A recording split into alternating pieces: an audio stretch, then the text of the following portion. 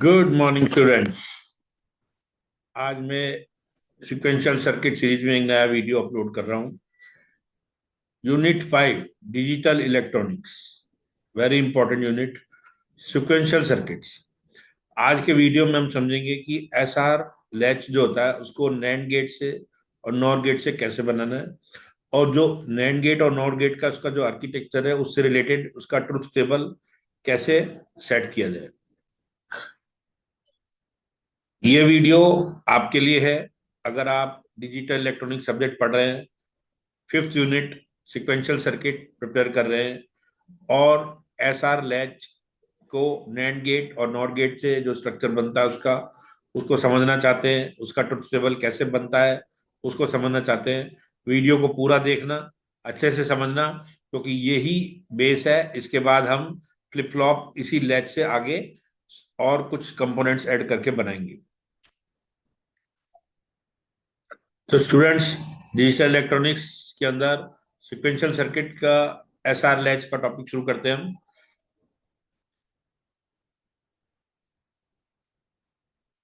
S R latch explained by doctor Shyam Sundar Mankatla. If you are studying digital electronic subject and want to know concept of S R latch in sequential circuit, this video is for you. देखिए students, ये S R latch है। NOR gate को use करके हमने S R latch बनाया है। इसके अंदर दो नॉर गेट हैं।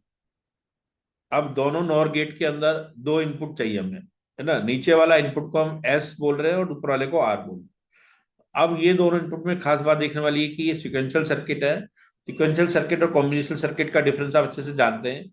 सिक्वेंशियल सर्किट में output not only depends on the present input but also the previous output. तो देखिए, प्रीवियस आउटपुट को हम फीडबैक में लेके नैंड गेट के अंदर एज ए इनपुट दे रहे हैं। ठीक है, तो अब हम इस सिक्वेंशियल सर्किट जो हमने बनाया एस आर लैच का, इसको इसकी वर्किंग समझने की कोशिश करते हैं। देखिए, सबसे पहले हमने एस और आर में जीरो जीरो दिया। अब एस और आर में जीरो जीरो देने से नॉर गेट है। नॉर गेट के अंदर आप जानते हैं कि जब भी एक इनपुट जीरो हो तो वो आउटपुट को डिसाइड नहीं कर सकता। तो आउटपुट डिसाइड होगा दूसरे इनपुट से। यानी कि दूसरा इनपुट अगर हाई है तो उसके करस्पॉन्डिंग में आउटपुट में लो मिलेगा, और दूसरा इनपुट भी लो हुआ तो आउटपुट में हाई मिलेगा। ठीक है, तो जैसे एस के साथ देखते हैं, एस जीरो है तो दूसरा इनपुट मानते हैं हम क्यू है हमारा। तो क्यू और जीरो के बीच में और किया तो क्या आया, क्यू, और नॉर किया तो क्यू बार। देखिए क्यू बार आ रहा है। इसी तरह से आर के अंदर एक इनपुट जीरो है और दूसरा इनपुट है क्यू बार। तो जीरो और क्यू बार के बीच में और किया तो क्या है, क्यू बार। और नॉर गेट ने इसका उल्टा कर दिया, क्या बन गया, क्यू। यानी कि जीरो जीरो देने पर जो हमारा इनपुट अगर क्यू वन था, क्यू की वैल्यू वन थी और क्यू बार की जीरो थी तो वही मिलेगी। अगर क्यू की जीरो थी प्रीवियस आउटपुट में और क्यू बार की वन थी तो वही मिलेगी। यानी कोई चेंज नहीं होगा। ओके, अब हम देखते हैं एस की वैल्यू अगर हमने जीरो दी और आर की वैल्यू वन दी। अब आर की वैल्यू वन है तो नॉर गेट में खास बात देखने वाली बात यह है कि नॉर गेट में अगर एक इनपुट वन है तो दूसरा इनपुट कुछ भी हो, आउटपुट क्या रहेगा, वन ही रहेगा, क्योंकि वन का मतलब होता है कंप्लीट।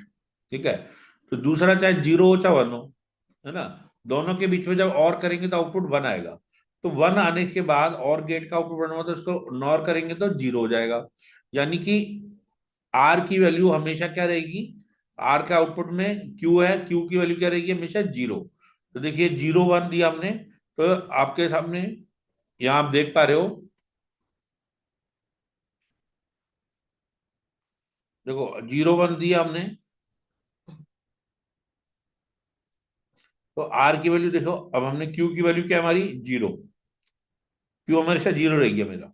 ठीक है, क्यों, क्योंकि हमारा ये आर की वैल्यू वन होने की वजह से क्या हुआ था, और गेट का आउटपुट हाई हो गया और नॉर का हो गया तो जीरो हो गया, क्यू हमेशा जीरो हो गया। इसी तरह से जब एस की वैल्यू, एक वैल्यू हमारी क्या है, हमारी यहाँ पे जीरो है एस की, और दूसरा इनपुट जो है हमारा क्यू आ रहा है, तो क्यू हमारा कुछ भी इनपुट आया तो दोनों ने मिलके आउटपुट क्यू बार कर दिया। ठीक है, तो अगर हमारा क्यू आउटपुट वन जीरो आ रहा था तो क्यू बार क्या हो जाएगा, हमारा वन हो जाएगा, क्यू बार हमारा वन हो जाएगा। ठीक है,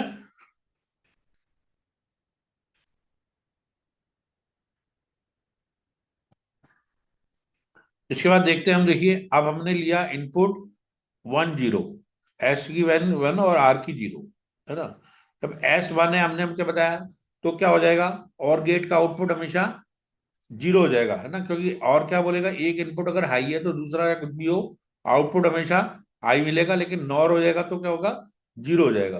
तो क्यू बार अगर 0 है हमारा, ठीक है, तो नेचुरली हम क्यू बार को 0 इनपुट देंगे, क्यू बार हमने 0 सेट कर दिया, देखिए, ठीक है, 0 दिया, आर के साथ 0 0, तो दोनों 0 तो आउटपुट क्या है हमारा, और का 0 नॉर का 1, यानी क्यू की वैल्यू 1 हुई।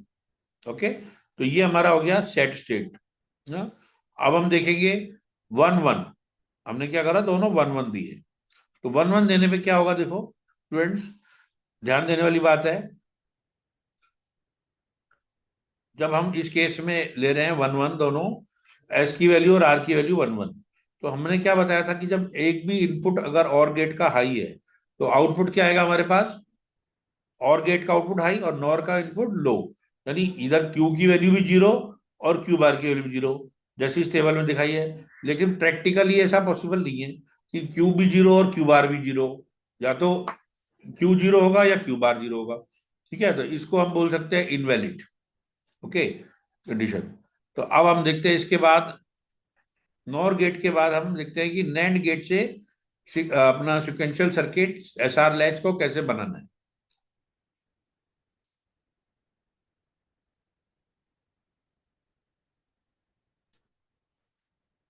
Welcome students.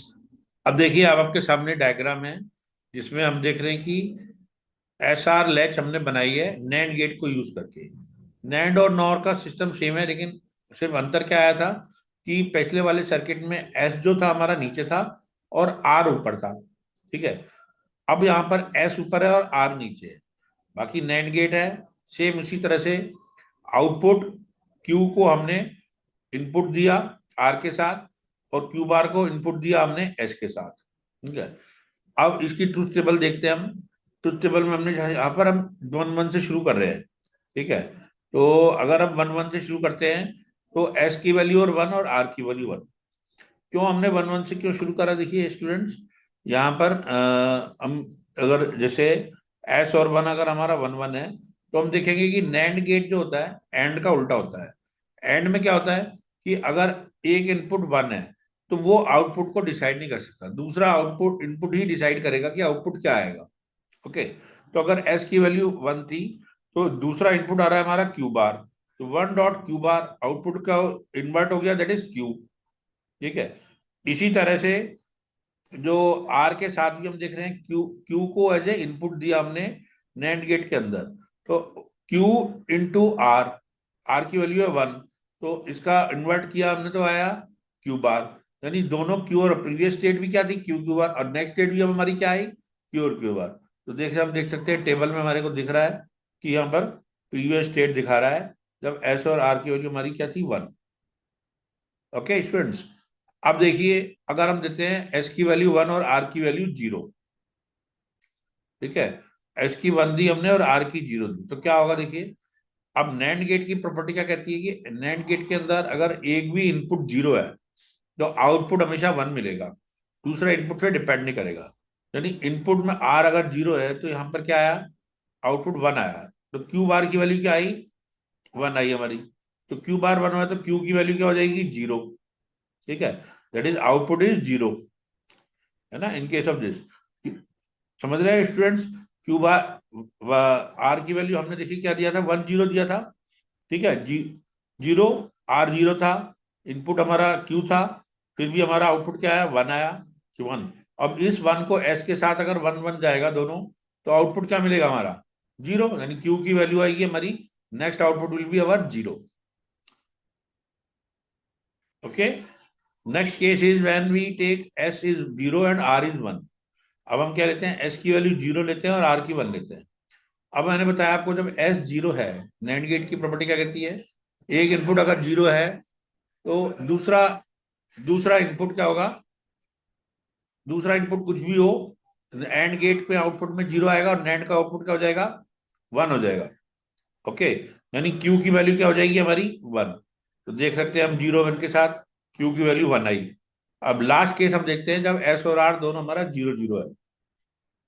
जब एस और आर दोनों 0 होंगे तो हम देखते हैं कि अगेन हमने बताया कि जब नैंड गेट है तो नैंड गेट में अगर एक इनपुट 0 है तो हम देख सकते हैं कि दूसरा इनपुट कुछ भी हो आउटपुट क्या हो जाएगा, 1 हो जाएगा। तो क्या ऐसा पॉसिबल है कि क्यू और क्यू बार दोनों एक साथ 1 हो जाए? नहीं ना। तो इसीलिए ये इनवैलिड स्टेट कहलाती है जब एस और आर दोनों 0 है। Okay, students. Now we'll see what is the important points to ponder. Important points to remember. देखिए, if one input of NAND gate is 0, no need to check other input. Output of NAND gate always will be 1. ठीक है, ध्यान देने वाली बात है। इसी तरह से if one input of NOR gate is 1, no need to check the second input of NOR gate as output of NOR gate will always be 0. ठीक है, इन दो बातों को ध्यान में रख के हम इसकी टेबल को बहुत अच्छे से समझ सकते हैं और इन प्रॉपर्टीज के बारे में बहुत समझ सकते हैं। Thank you students. आपका मित्र, आपके प्रोफेसर श्याम सुंदर मानकतला, प्रोफेसर JCRC इंजीनियरिंग कॉलेज। इसके साथ ही मैं वीडियो यहाँ पर खत्म करता हूँ।